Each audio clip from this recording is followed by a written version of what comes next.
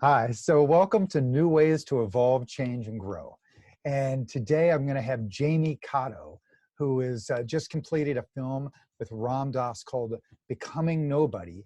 He's got a new book out called Insanely Gifted, and he has incredible information to uplift us and to help us look inside. In this time where we can't go outside, you might as well go inside and learn something and grow. So here we go. Welcome, Jamie. Hey, Jamie, welcome to the show. And please tell us some solutions and some ideas for this time of need that we're all in. Okay.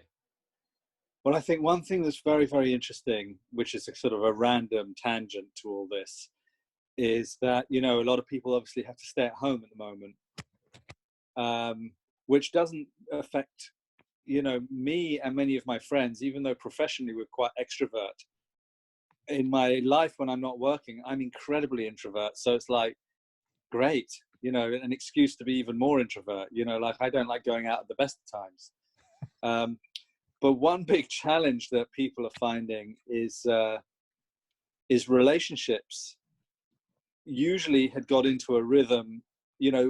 Anyone who's watching, who's like interested in progressive ideas around relationships will have discovered this thing called attachment theory, where people's style in relationships is a total mirror of how they responded to how they were treated as children.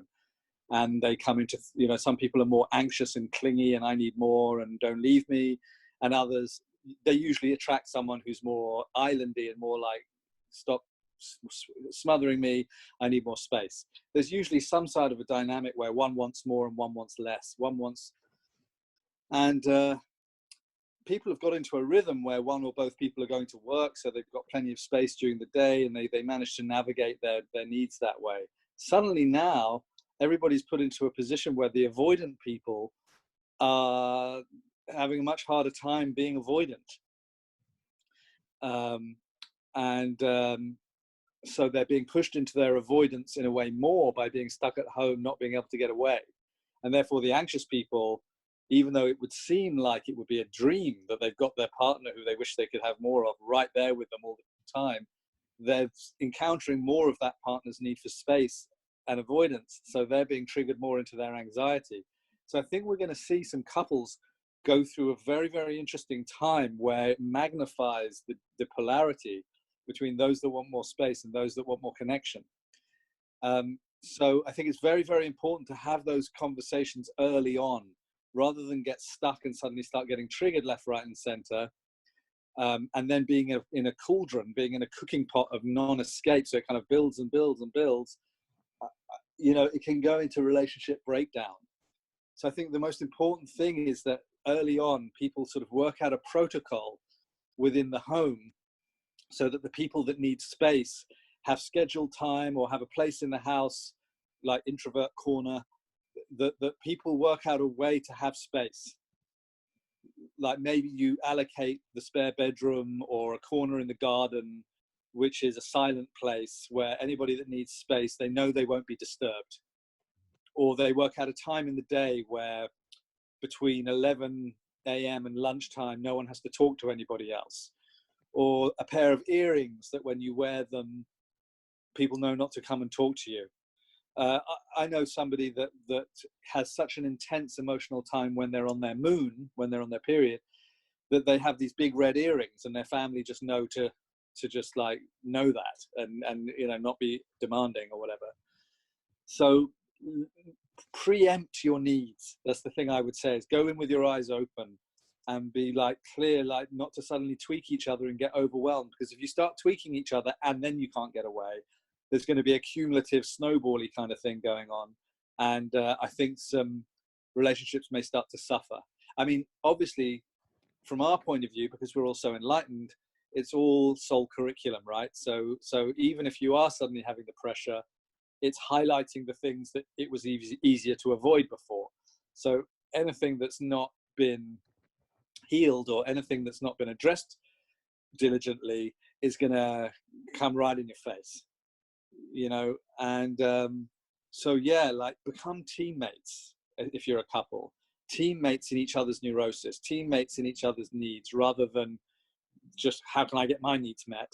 Look at your partner. Love is a way to be devotional to the other one, not to get what you need from the other one. We have been, you know, we've read too much Mary Claire and Cosmo, and everybody's like 10 ways to get your needs met, as if a relationship is to get your needs met. A relationship is a place to give, and you will get your needs met by doing that, but that's not, you don't give to get. So, you know, how devotional can I be to my partner's needs in this time? And it will bear great fruit. One suggestion I have, and if you write to me at jamiecatto@mac.com, I can send you this, is I have like a user's manual for yourself that you fill in a form. And like, I always believe that we are all like, I always say that we're each of us a wise guru in charge of a mental patient. We're each a kind of mental, you know, and we have to make a firm decision to be the care worker for our own fragile, broken, wounded parts. And you can't farm that out to other people all the time. You know, they can help you. Your partner can be the step parent to your inner child, but they can't be the parent. No one can be the scaffolding for your soul. So I have this document called the Self-Care Manual, where you fill out a questionnaire in all the things you need and all the things that trigger you and all the symptoms of that, and what do you need when that happens, and what environment you need to live in, and what food is best to eat, and what entertains you, and what are your healthy go-tos, what supports you. You know, this kind of user's manual if you're going to be your own care worker. And I really recommend at this time everyone fills that out, but especially if you're in a couple, what we do in the intimacy workshops is you each fill in the user's manual, the self-care document for yourself, and then you compare notes with your partner and see the sticking points, and you create a third document, which is the user's manual for the relationship, so that both people's needs can get met. And it's really worth doing that kind of early, because if you do it and you kind of realize, I really love living in the city, and someone else is like, God, I hate the city, I want to live in the country, then it's like, well, either we're going to have two homes, or maybe we should just be lovers for a little bit and then let it go. You know, like, to be realistic about things that don't fit. So yeah, that's the first thing I would say is have a lot of communication, a lot of conversations early on, so that you can look after each other's needs in these extraordinary, slightly condensed pressure times. You know, you talked a little while ago about enlightenment, and you said, you know, we're enlightened. Well, there's no limit to it. It's like juggling or math. You know, you can always add another zero or another ball in juggling. And so, you know, the lessons I've learned in the past of, compassion or ego or whatever it is, you know, these lessons that keep circling back around again. It doesn't matter how far down the road you get, you keep learning, right? Yeah, and I was kidding. When I say enlightened, I'm trying to be naughty. I don't believe any of us are anywhere near being enlightened. To me, and we all have a different definition. For many people, they think enlightened means you cross a finish line and then you don't have any more problems, nothing bothers you, and that's nonsense. I think enlightenment is, to me, enlightenment is noticing all my wounded, fragile, self-cherishing, automatic parts, particularly of my mind, and knowing the difference between the wise, kind Jamie, who's fully in this moment in equanimity, and all the DJs of Headfuck FM that are going off in my head all the time, trying to sort of keep me safe from ever feeling stupid, keep me safe from ever looking ashamed, keep me safe from ever looking like I don't know what's going on, failing, you know, all the vulnerabilities that we've programmed our mind to make sure never happen. So knowing the difference between me and all those rackets going on in my head is number one, and especially accepting my woundedness is enlightenment. Not trying to say I will love myself fully and consider myself a good spiritual warrior when I'm not so reactive. No, enlightenment is going, wow, look how reactive I am today. Oh, you're so sweet. That's enlightenment. Is seeing that it's all there. Like Ram Dass says in my new movie, Becoming Nobody, he goes, all the saints and the gurus, they're all as neurotic as everybody else. The only difference is they don't identify with those neuroses. They see them and they go, oh, hi. They just come around for tea, but they're not like given so much importance. And the wonderful rascally monk, Chogyam Trungpa Rinpoche, the Tibetan who I adore, who was Pema Chodron's master, you know, his mantra was no big deal. The problem is not all the problems. The problem is the big deal we make of them. We're so addicted to comfort And we believe that we should feel comfortable and fluffy all the time, and that if we don't, something's wrong. But that's nonsense. Often our body wants to discharge some old anxiety. It wants to discharge some old constipated anger. It wants to discharge something that we're carrying, and it feels uncomfortable. If you're somebody who can make friends with being uncomfortable and look at feeling uncomfortable as something genius my body's plumbing system is doing, then suddenly the difficult people and challenging situations of life, instead of they becoming things I'm a victim to, they suddenly become walking laxatives. They become things I want to flush out and stir up. And if I'm willing to feel my discomfort, that's the thing I want to teach everybody. Usually when we feel something uncomfortable, we think something's wrong. How can I get rid of this? I need a Reiki session. I need to go to Facebook. I need to go to Instagram. I need to go to the fridge. And we immediately have an instant intuitive thing of, I need to get rid of anything that doesn't feel comfortable. But there's another level to that, where if you suddenly become curious and welcoming about your discomfort, and it's like you turn on the yin part, the listening, the softening, the emptying, the curious, welcoming part, which is all yin, then instead of when I feel something bad going, oh, that's awful, I need to call Brian and tell him off and tell him to stop doing that, or I need to go and numb it out with some sex, or whatever we run to get rid of that feeling. I want us all to do a full U-turn, and instead of trying to negate it and go, no, I don't want abandoning ourselves, because that's what we're doing when we run away from uncomfortable feelings or try and get rid of them. It's like me saying, Jamie, your feelings are not okay to feel. What I want us to do is the opposite of abandon ourselves, to welcome ourselves and go, whoa, that's a big wave of anxiety. All right, mate, what's going on in there? And turn towards it and go, hello in there, give it a little stroke. And the moment you give it some love or just give it some presence, the flushing out plumbing system, you become a willing participant in what the body's genius is doing, which is it's found a bit of emotional constipation, or what Eckhart Tolle calls the pain body. It's found today's lump that it wants to process, and you have to be a willing participant to feel a bit edgy while it does it, and that's okay. So, you spoke about the Tibetan master. What is his name? Chogyam Trungpa Rinpoche. Say that 7 times fast for me, please. Chogyam Trungpa Rinpoche, Chogyam Trungpa Rinpoche, Chogyam Trungpa Rinpoche, Chogyam Trungpa Rinpoche. He was Pema Chodron's teacher, and she's amazing as well. So, and she's just like Ram Dass, and like me in this small way. I'm not saying I'm at their level, but I'm not saying I'm not. But they teach from the middle of the mess. They use their own melodrama as the lesson, rather than saying, I am on high, I have the wisdom, let me bestow it on you. I never trust teachers like that. Yeah. They are from the middle of the mess, and they use their melodrama as the humorous story to show how caught in it we all are. So Pema Chodron, she says, I've been a chanting, disciplined Tibetan Buddhist monk for 53 years. And she says, one morning with my granddaughter, and the whole thing unravels. And I love her for that. And everybody has that permission. When we teach from the middle of the mess and we include our own melodrama and our own fallibility in the teaching, everyone in the audience or in the thing, they go, oh, I can be like that. It's inclusive. It's very inclusive, talking about your own mess and vulnerability. So anyway, the Tibetan master you just mentioned, Trungpa Rinpoche, his version of compassion took into consideration 2 types of compassion. He called it actual compassion and idiot compassion. He said actual compassion is sometimes rude and harsh.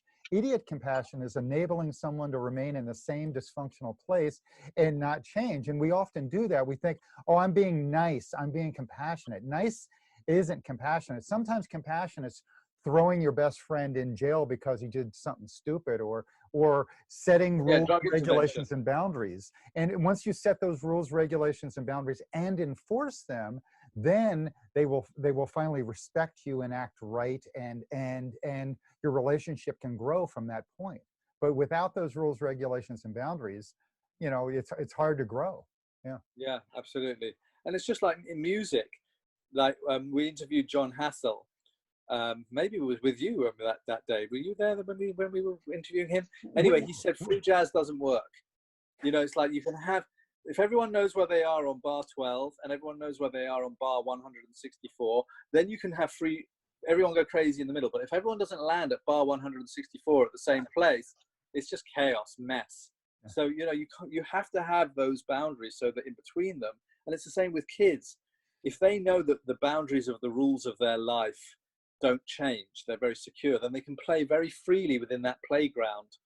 But if they think those walls of the playground are constantly moving and they don't know where they are, they're very anxious, and they end up playing in a much smaller area. They can't quite feel free to roam. So Jamie, Ah, check that I out. missed that. Isn't that Beautiful. fantastic? I wish I still had one of those. They're so cool. I'll sell this to you. Yeah, okay. I'll sell it to you. It's actually in really good shape too. So yeah. Ladies and gentlemen, what happened was Jamie made the greatest film, my favorite film of all time. And I haven't yet seen his new film. And my girlfriend says it is the greatest film of all time. So I'm a huge fan. She's a huge fan. And I was a huge fan of this film called One Giant Leap. It was the first one. And then I got to help him out a little bit in making the second one with it was Deepak Chopra and Eckhart Tolle that we all went to Canada together. Yes. Yeah. And so anyway, with my mum.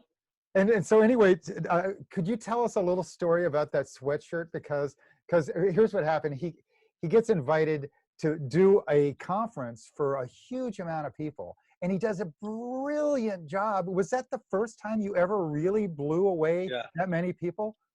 Yeah, let's not name the company. We won't name the company just for confidential reasons, but a huge American company. The budget for that conference for that weekend was $250,000. Fantastic. That's why we got the t-shirts, because we had a 12-person crew filming it, and we had to distinguish who were our people and who were their people. And my kids have got those t-shirts now, because each of them are a Jamie Catto production. We flew in Carlos Santana to give a talk. Marianne Williamson came. Harry Belafonte came. We ran a workshop for like 100 and so people. They took over the whole Sheraton Seattle.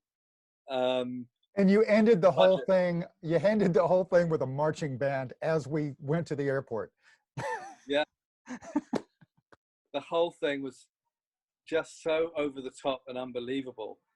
And also, what was really strange about it was I had a girlfriend at the time who had a little bit of a violent streak. And I can't remember, I said something stupid and annoying the night before the opening, and she just fucking went for me. And I had to give the talk with these 4 red stripes of scab blood down my neck that was obviously could only have happened from a human hand. You know, there was no way I fell down the stairs. It was like I provoked her stupidly. God knows what I even said. And you were the enlightened one. Like, politely ignoring the fact that I had this 4 fingernail gouges down my neck while I was giving this talk about, you know, inner peace or whatever the hell I was talking about. Such a great event. All right, so Jamie, I love that you're able to make fun of yourself, and you're able to look deep inside yourself at your dark side and your dysfunction, and your ability to see that, recognize it, and alter that and change it to something better. It makes you the greatest teacher possible, because you've already gone from here to here on a lot of things that other people ignore. I would often slip back, by the way. I want to say it's like the concept of forgiveness. None of these things are a finish line. Like, I've had chronic panic attacks since I was a teenager, maybe even since a small child, but certainly since being a teenager when I really became aware. And, you know, I consider myself an expert in panic attacks, and I coach a lot of people, but that doesn't mean I'll never have another one. And if I get a combination of challenges all at the same time, like if I'm jet lagged and I haven't eaten properly, and then I see my girlfriend talking to another handsome man, put those 3 things together, my system can just start firing cortisol and adrenaline, and it can take me like a week to settle down. You know, like you're never safe. There's no finish line where, okay, I've done that. I mean, some people do, God bless them. You know, there are people who I've met who have done a certain amount of processing. There's a new treatment around at the moment, which is psychotherapy using MDMA. And I don't think it's legal yet, but I know a lot of people are experimenting with it in Denver and certain other places. I mean, in Colorado. And Microdosing mushrooms is mushrooms what's as common well. also. Yeah. Microdosing. And I've heard that some people have said to me that they put down something and it's never come back. And that's my dream. You know what I mean? Like, I have certain nut allergies around certain emotional states that I have a belief in my head that this one's never going to go away. You know, like, I just, no matter what I do, I've done every workshop, I've done every shaman journey, I've done every fucking EMDR, I've done tapping, I've done trauma release exercises. I've shown up for everything that everybody else said worked, and it didn't work for me, you know? So I've got this kind of negative belief sometimes in my head of this unhealable drama, unhealable melodrama, you know? I want to turn our melodrama into melodrama. But you know, I am a believer that you're never, you know, you've got to remember that there's no such thing as square one. You may come back to thinking, shit, I've done all this work on myself and this is still happening. It's meant to be still happening. It's an ascending spiral path. You keep coming back to the same thing, but you're a little bit wiser, a little bit more resourced, a little bit more equanimity, and it's okay. You know, you're not a failure just because you're still having the same neurosis that you've always had. Because it's not about getting rid of anything. It's not about getting rid of the neurosis. It's about relating to it differently. It's about minding it less. It's about being kinder to yourself in it. It's about hiding it from other people less. It's not about it going away. It's about all the opportunities it gives us to be more intimate with other people, reach out to other people, get support from other people, share our mess and vulnerability with other people that gives them permission to have their vulnerability and mess. It's usually so many gifts of intimacy. So I have these 5 questions that I ask. I don't know if this is an okay moment to share it, but you know, I'm creating my own ancient Taoist lineage. I often invent Sanskrit, which not everybody is a fan of. But whenever something's happening that I don't like, I ask these 5 questions, which are called the unpretentiously named 5 golden keys of alchemy. And these are the 5 things I ask myself when I'm experiencing something I don't like. The first question I ask, and it's all a yin thing, you ask the question without your yang deliberate generating mind getting too busy solving something.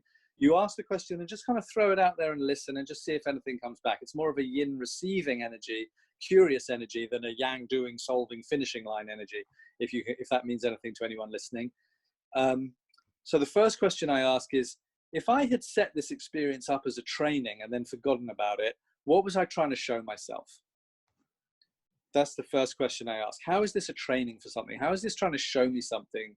If this was a training, why? What is my takeaway? What is the lesson if I had set this up? That's the first question. The second question I always ask is, how is this experience a reminder for me to self-care in a way that I must have forgotten to or neglected to? If I'm feeling bad, there's usually a way that I'm forgetting to self-care in some way. Maybe I'm not setting the correct boundaries. Maybe I've not drank enough water today. Maybe whatever. Like, how is this a self-care issue for me? That's the second one. The third one I ask is, how is this experience an invitation for me to show up more, be more honest, visible, authentic? How is the thing I don't like, this experience, an invitation for me to show up more, be more honest, visible, authentic? It's often there's a call for me to be seen more, be more honest. You know, like, it may be something I'm hiding or some feeling shame about that I don't want people to know about. So that's a vital question. The fourth question I ask is, how or why does this hurt more because of my painful past? And that's a great alchemy question, because we often are overreacting. When someone upsets us or something happens, we never feel upset to the proportion of what they just did. We always feel a whole disproportionate rage or despair reaction, because we're not just feeling that idiot, we're feeling all the idiots that we didn't express the pain from, all the lineage, all the way back to my childhood. So yes, the body's using that to flush something out. But yeah, just to acknowledge that the level of pain or upset I'm feeling isn't proportionate to this event. I'm feeling more because of my painful past in some way. That's worth examining.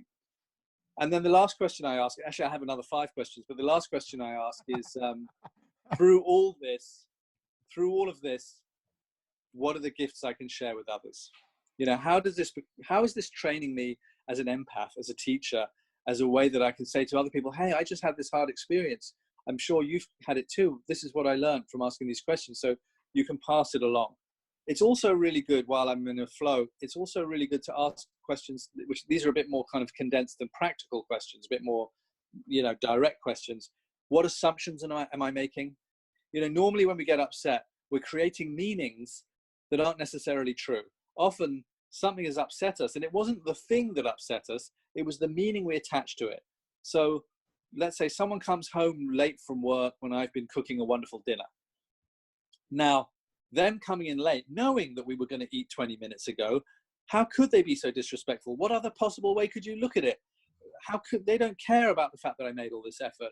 They don't care about me. My needs are meaningless. You know, suddenly all these things become really true, but they're not true. It could have easily, if you take a step back, this poor person that just came in 20 minutes late, it might be that they thought to themselves at work, Jamie's cooked this amazing meal. I really want to be so present with him during this meal. I don't want to be thinking about work, the things I haven't done, the thing I have to do tomorrow morning that I haven't delivered. I don't want anything pulling me out of the moment, so I'm going to spend this extra 15 minutes just finishing this bit of work so that I put it on the desk, it's done, and when I get home, I can give Jamie all my attention, have the best evening ever. So their 20-minute late could have been coming from a real bid for intimacy, a real, like, this is going to be the most efficient way for us to have a beautiful evening. But you know, I'm not going to necessarily think that when they walk through the door 20 minutes late, because of the meaning I attached to what they did, not because of what they did. So, you know, really look into the assumptions and the meanings. The great Bashar.org, the extraterrestrial that lives in a spaceship above Mount Shasta, Bashar has such incredible wisdom. I agree. You're even willing to overlook that it's an alien in a spaceship. That's how good it is, that you can even overlook that fact. Anyway, he says, always ask yourself the question when you're feeling upset, what would I need to be believing is true to feel like this right now? What am I believing is true that I would feel like this right now? And you always go, my needs don't matter to this person. And then you can go, well, is that true? Is it definitely true? You can get a bit Byron Katie on it, you know, go to thework.com. You know, you've got to question your meanings and things you attach to what happened, you know, because that's what's hurting you, is your framing, your version of what happened, not the thing. I mean, sometimes the thing, if someone comes and fucking abuses you, or, you know, that is the thing, you know, that I'm not saying never, but I'm just saying most of the time it's the meanings we've ascribed. So that's a great question. What assumptions or meanings am I, you know, really look into that. Mm-hmm. And the other thing is, and this is so important. Sorry, I know I'm just fucking rambling along, but the other thing that's so important is to find out, no matter how badly I'm behaving, no matter how dysfunctionally I'm reacting, it doesn't remove my right for love to ask the question, what is the legitimate need underneath that behavior? So it's like, even if I'm being a total twat, there is a legitimate need underneath that's not being met. And I may be behaving terribly because of that need, but it doesn't mean that the need still doesn't need to get met. And sometimes we hold ourselves to ransom. And it's like, well, if you're not going to ask nicely, I'm not going to give you the love. And we do that to our kids as well. And I'm a big believer, is like, the more I'm acting out, the more dysfunctionally I'm behaving, the more I need to ask myself, what is the legitimate underneath the need met? And of course, the next question, hot on that heels, is what's the healthy way to meet that need? Because we've got plenty of unhealthy ways to meet that need. Go to Facebook, go to the fridge, go to sex, go to escape, go to battle, go to complaint. We've all got many, many ways that we meet our needs unhealthily. So for me to ask myself, okay, little Jamie in there, I know you're suffering, but we're not going to the fridge. We're not going to go to, you know, masturbate. You know, we're not going to go to an escape. We're going to go in and meet this need healthily. So I asked myself the question, what is the healthiest way I can meet this need? These questions, we've had 9 of them together, and if anyone's listening, maybe you can rewind this clip and write them down. They are gold. They are alchemy gold. If you place your consciousness in the curiosity of asking these questions, then whatever your soul's curriculum is trying to reach you with will have the best chance. It's LUBE for evolution. Wow. Thank you. Thank you. Thank you. That was amazing, Jamie. Is that in the Insanely Gifted book? No. No, they're not. This is new. That's since the book. That's new, yeah. But we can make a nice page and we can send it out to everybody. You know, like I'm very happy if you're very techie. If you want to put, you know, you're doing titles and stuff. If you want to write them on the screen and send them, you know, like it's free. All my stuff is freeware now.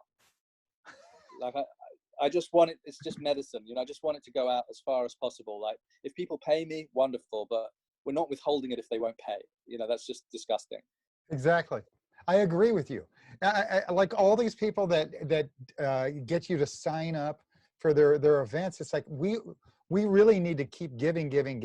And then same with the music. The music all got stolen from us. So, you know, at some point the wisdom needs to get stolen from us in a better way, which is that people are willing to pay for the real thing, and you know, and they can pay on the back end if they want. I mean, so many people sign up for these $250 a month or $5,000 for a seminar, and they get nothing at the end of the thing. But because they paid, they talk about it, you know, and there's they because they don't want to feel like an idiot, you know, and so they advertise it to their friends. Oh, this was the greatest thing ever. No, it was actually, it didn't bring you anything, you know. Yeah.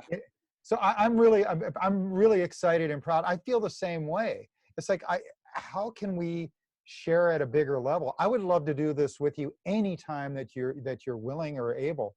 Yeah, I could do, yeah, just call me anytime. I'm always up for it, especially if there's something current going on. Like a lot of people are asking me A, B, and C. What do you think? I love that shit. You know, I'm always available for this stuff. You know, like I spend most of my days being available for this stuff, being like the village priest, whether it be for a broadcast or someone's father's dying or someone's wife's left them or they're just in a very anxious space. Like we doze, but we never close. Good. So can you tell me, from your perspective, I mean, this film you made with Ram Dass, I haven't yet seen it, but my girlfriend tells me it's the greatest film she's ever seen, that it really changed her.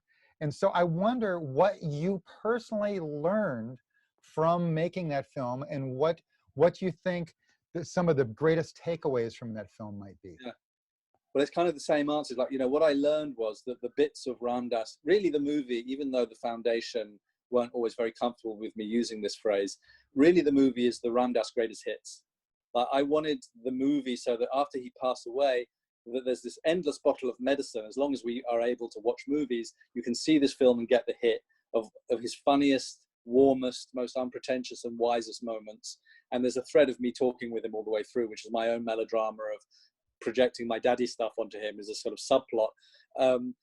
And he handles me so sweetly in it. It's so compassionate. It's absolutely, the conclusion of that thread is absolutely beautiful. But the takeaways were all the bits that he said that I feel people most need, especially if they think they're spiritual or on a path, most need to hear right now. One is, you know, not pushing away suffering, not only being fluffy and light. I mean, you know, we're just in the light, you know, darkness, you know, like rejecting darkness, rejecting mess, rejecting vulnerability.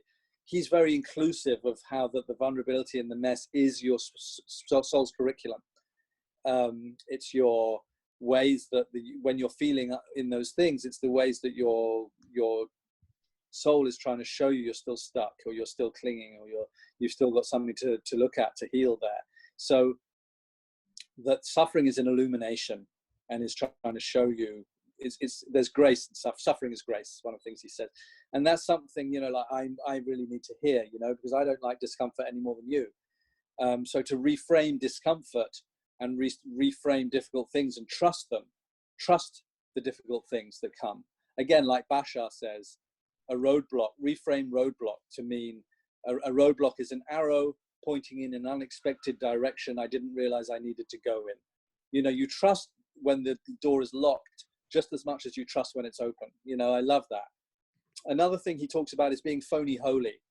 You know, stop being too polar, like I ally myself with good, not evil. It's a similar thing, but another thing is laughing at your melodrama, not trying to do it all perfectly. He says, you know, the golden chain is you do it all perfectly. You know, every yoga position, every yoga lock, every mantra, every Sanskrit word, and you're absolutely brilliant at all of it, but you're not free. Because you're now attached to the form of that system, and it becomes stale. It becomes, rather than a path to freeing you, it becomes another thing, just like slave driving yourself as a child to get it right. And when I get it right and pass the exam and get a high mark, then I'm good and I win. And that's not how the soul's journey works. So, you know, that's a really important takeaway from the movie. And I guess the biggest important takeaway from the movie, which I won't ruin, is the last third of the movie is about death. And it's the only movie that's probably ever been made which is very, very clearly a message about death, because death is the great taboo of our culture. No one wants to think about it, and that's why we have a cult of youth. You never really see old people on TV. Everyone wants to airbrush themselves, plastic surgery themselves. Everyone's terrified of being too old. There's a cult of youth. There's a cult of over-consuming.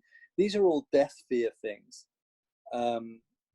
So he is the master of working with dying people and you know, talking about death as an adventure, and the way he talks about it is so, so powerful. So we've inadvertently made a film for anyone who's either dying or knows someone that's dying. It's the film, you know, it's amazing. So, and quite aside from anything spiritual, the big takeaway I got was it's the first, apart from my book, Insanely Gifted, it's the first major, we made an album called Internal, Music for Dissolving. I don't know if you ever heard that record. Really beautiful album I made with Alex Forster called Music for Dissolving. We called the artist name Internal. It's actually also the score of the movie. But what I really learned from finishing that film was, oh, I can finish something without Duncan, you know, or I can finish something, you know, like, because I finish something every few years, you know. Look, most of the things I begin don't get finished. You know, I never finished the film about Gabrielle Roth. That's still half finished. You know, I haven't reached an agreement with their family yet, where, like with Ramdas, they just said, take all the archive, take all the interviews, just make the most brilliant thing. But presently the Gabrielle Roth family, or, you know, whatever, they don't quite feel like that, because of certain person. They will, though, in time. Well, maybe, but you know, until they do, I'm not interested to push the river. But that's standing half finished, and many other projects are half finished. We're looking for help. We've got a bit of help from Microsoft, God bless them, at the moment. I have a project called 15 Minutes of Friendship, because I think the thing that's really going to change the planet and stop us bombing places like Syria and Afghanistan and Palestine and stop, you know, the reason we allow those things to be happening over there is because they're brown people, they're not us.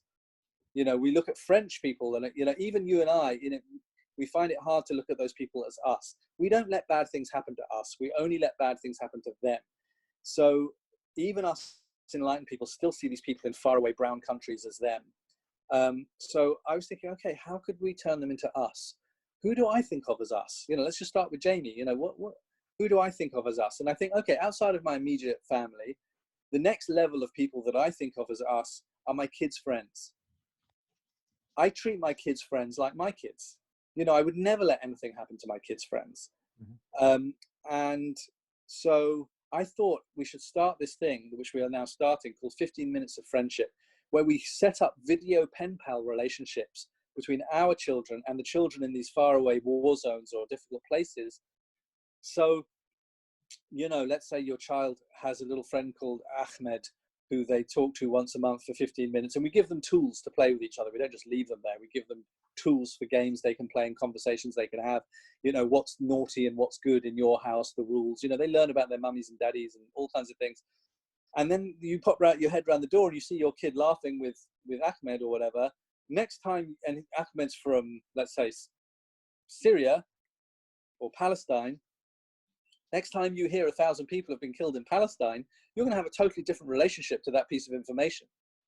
And so, yeah, to create usness in the world is one of my primary directives, so that we all see each other as us, not them. And so, yeah, you know, there are a lot of projects that are in process that don't get finished. So you asked me, my takeaway from the Ramdas film was like, wow, I finished something. It's done. It's mastered. The sound is cut. The titles are on it. It's in cinemas. It has a poster. It's on IMDb. You know, like, there's something about finishing something, which is such a relief to my soul, because so much doesn't get finished. And I feel powerless in that. You know, I don't work with huge budgets. You know, no one's giving me a 120 person crew and 3 accountants and a line producer. You know, I haven't worked at that level for, well, I'm not sure ever. apart from the occasional pop video, usually I produce, I line produce, I direct. You know, we just do it ourselves because the time it takes to explain it to someone else, you know, they may not do it how you know, I just like doing it myself. So yeah, a lot doesn't get finished. So that was my takeaway. Yeah, I finished something, thank God. I agree. I'm the same way. I have to, I'm a better finisher myself than I am at handing things off to other people and then having to fix them myself later. So I end up with my thumbs and all the pies, you know, finishing things. It's just natural because you are capable of doing everything yourself.